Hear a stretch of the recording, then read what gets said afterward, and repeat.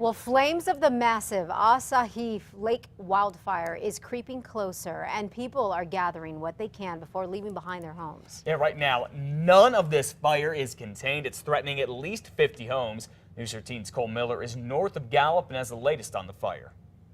The Newcomb High School gym between Gallup and Shiprock, now a home for families in the path of danger.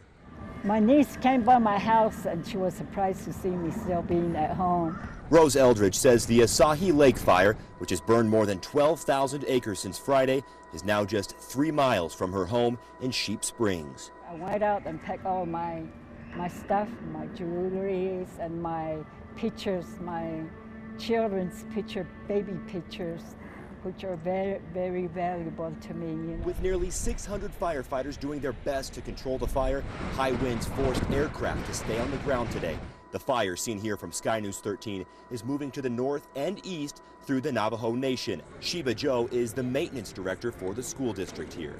We've got cots, we've gotten food donations, water donations. She says they're housing a dozen or so families at the gym and more than 125 firefighters in a nearby building. And as the sun set on the dry and dusty land, the turf on Skyhawks Field became a landing pad. Governor Susana Martinez, along with Navajo Nation President Ben Shelley, dropped by to meet with and hear from evacuees. While en route to the high school, Martinez got an up-close look at the fire from the sky.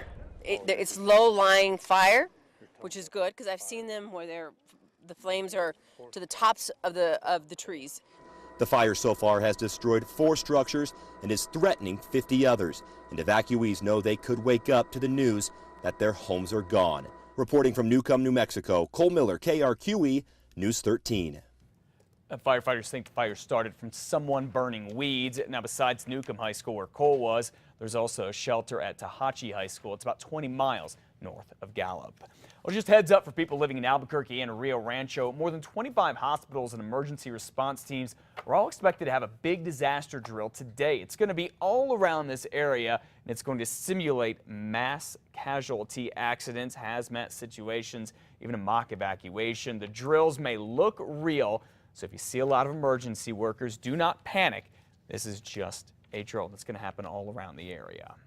At 5:34, it's another black eye for the land of enchantment. We're now being called one of the most unsafe states in the whole country. According to a study by the financial website wallethub.com, it's because of the way we drive. The study puts New Mexico at 44th among the states for overall safety. New Mexico's traffic safety record is the absolute worst in the nation, according to Wallet Hub. A veteran Albuquerque driving instructor says he sees plenty of poor decisions being made on the streets.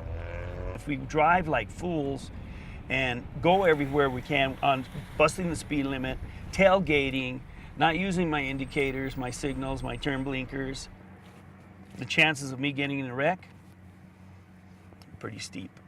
According to the study, the 3 main factors in New Mexico's bad rating are deadly crashes, DWI violations, and pedestrian and bicycle fatalities. To see the entire study for yourself, check it out on our website, krqe.com. Well, 5:35 now. It's a wrap for the reality show Cops shooting in Bernalillo County. Cops crews have been following Bernalillo County Sheriff's deputies since April. They finished shooting last Friday. Some of Albuquerque's leaders, as you probably have heard, including Mayor R.J. Berry, did not want the show here, saying it makes the city look bad. Former Mayor Marty Chavez stopped cops from shooting here about 10 years ago. Sheriff Dan Houston wanted the show here to showcase his deputies. He has not said when the episodes from here will air. Well, the man who police say smashed through a business in the Northeast Heights early Monday is in jail this morning thanks to an off-duty APD sergeant. Police say David Ninguez took off during a traffic stop near Wantabo and Constitution early Monday morning, ran a red light, collided with that car, then crashed into an audio and tinting business. Officers say Ninguez took off running after that. Then later in the day, an off-duty sergeant saw him here at the Dick's Sporting Goods store at Coronado Center. Police arrested him in an alley near there, saying Ninguez tried to run again. Officers say he has at least 15 outstanding felony warrants and was also carrying heroin with him.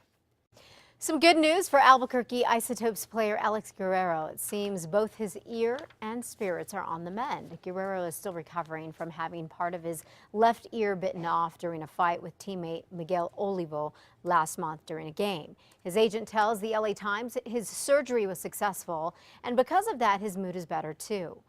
There's still no timetable for his return to the Topes and no decision about criminal charges against Olivo. Olivo was dropped from the team after the incident.